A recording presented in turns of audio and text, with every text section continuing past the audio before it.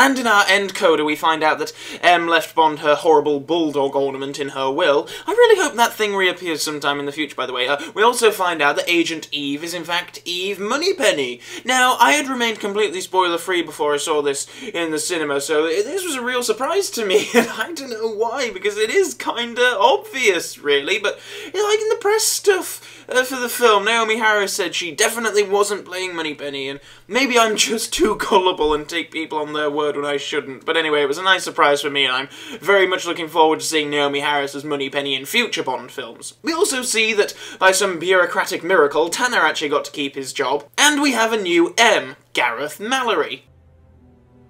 How's the arm, sir? What? Oh, it's fine. It'll get better. All pretty shocking for someone unused to field work. Positively shocking. So, 007. Lots to be done. Are you ready to get back to work? With pleasure, M. With pleasure.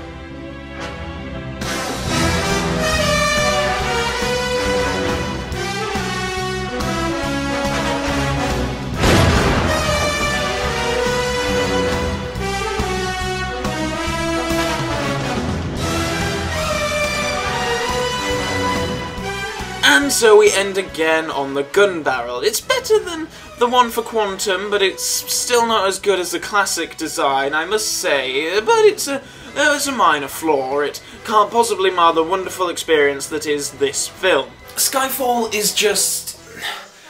It met my expectations after 10 minutes, and after, 2 hours 20, it had exceeded them beyond anything I've ever seen in the cinema, ever.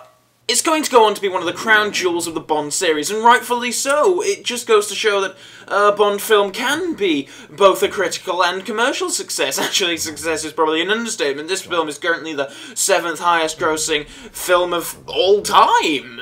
But why? Why is this film the most successful Bond film ever made?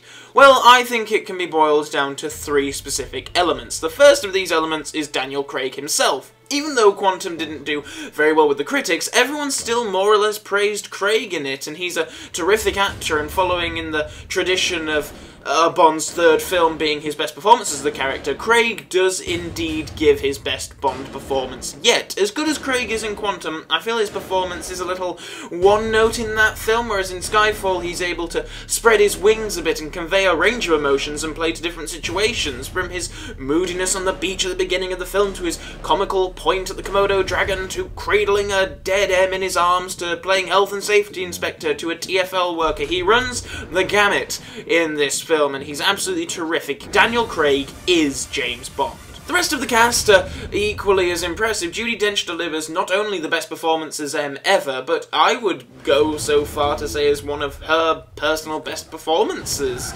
It also serves to highlight the bullshittery that is the Academy Awards when, Dench was nominated and won for a tiny one-note part in Shakespeare in Love, and yet here she's very much a part of the story. She displays a range of extreme emotions, and no nomination!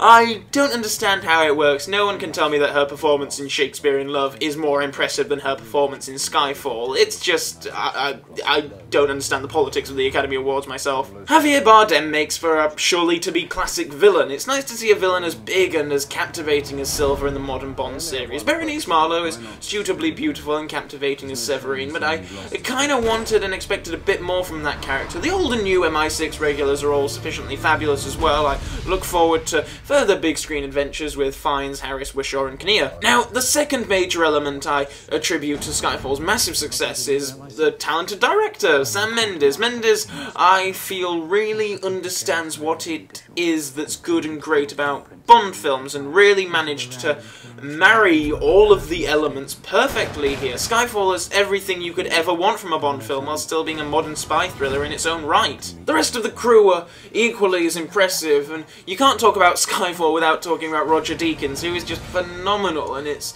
nice to see these filmmakers really bring their A-game to Bond and treat it like they would any big Oscar film. You know, it's nice to see this level of respect bestowed on Bond. The writers Neil Purvis, Robert Wade, along with John Logan, deliver one of the best scripts for a Bond film ever, and I look forward to the ideas John Logan supposedly has in mind for the next 2 Bond films. Now, I love David Arnold, and he's probably my favourite music composer of the Bond films.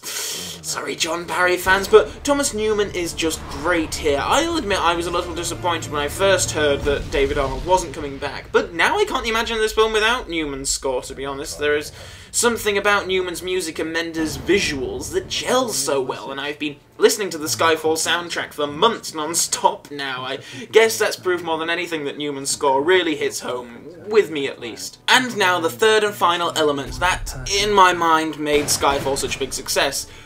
It was the 50th anniversary of Bond, and it had been 4 years since the last Bond film. Skyfall only came out in 2012 because of MGM's financial difficulties, but it's difficult to imagine it coming out any other time now, to be honest, and I'm glad they had 4 years to construct one of the best Bond films in the series. There was a high demand after 10-11 months of anniversary Bond celebrations, and it all culminated with Skyfall, and what an anniversary! After the letdown of the 40th, the 50th managed to be probably the best year for Bond ever. And so that's it. Yeah, Skyfall is just truly an amazing, epic, wonderful film, and, you know, hopefully it's secured James Bond's future for the next 10 years at least. I mean, it's made more money than any other Bond film in history. It's one of the top-grossing films of all time. It's surely secured the next few Bond films at least, until Craig's successor comes in. And until then, I look forward to more excellent films with this Bond and this terrific cast.